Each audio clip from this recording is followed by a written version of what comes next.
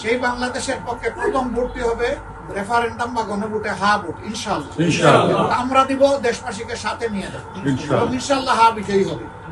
এরপরে আসে যে হা তো বিজয়ী হলো, এখন দেশ চালাবে কারা? দেশ চালাবে তারা যাদের কার্যক্রম দ্বারা প্রমাণ করতে পেরেছেন যে হ্যাঁ, দেশের মানুষের জীবন, সম্পদ এবং ইজ্জত তাদের কাছে নিরাপদ।